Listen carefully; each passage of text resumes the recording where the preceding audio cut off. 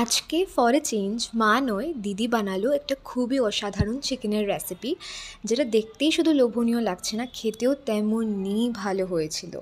প্রথমে তেজপাতা, শুকনো লঙ্কা, এলাচ, জিরে গুঁড়ো, ধনে গুঁড়ো, মৌরি গুঁড়ো, গরম মশলা সবগুলো ভালো করে ড্রাই রোস্ট করে একটা ভালো করে পেস্ট বানিয়ে নিল।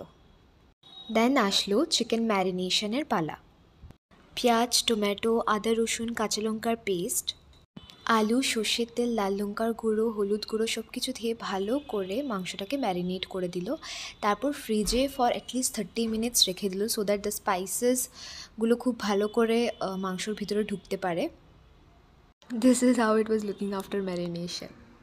তারপর গরম তেলে নুন, 2-3টে তেজপাতা, কুচনো পেঁয়াজ, টমেটোর পিউরি দিয়ে খানিকক্ষণ নাড়াচাড়া করার পর কাঁচা ভাবটা চলে গেলেই ঢেলে দিল সব ম্যারিনেট করা মাংসগুলো। তারপর কিছুক্ষণ ঢেকে রাখার পর দিয়ে দিল ড্রাই রোস্ট করা মশলাগুলো। আর হ্যাঁ, আমি একটা জিনিস বলতেই ভুলে গেছি, ওয়াইল ম্যারিনেটিং দ্য চিকেন একটু ড্রাই রোস্ট করা মশলাগুলো ওইটার মধ্যেও ম্যারিনেশনটার মধ্যে দেওয়া হয়েছিল। একটু পরপর ঢাকা খুলে থেতো করা রসুন দিচ্ছিল, so that the smell comes really good.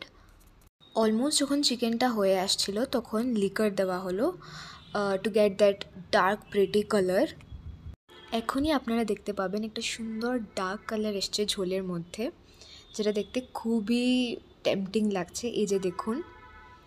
And yes, our yummy chicken recipe is ready.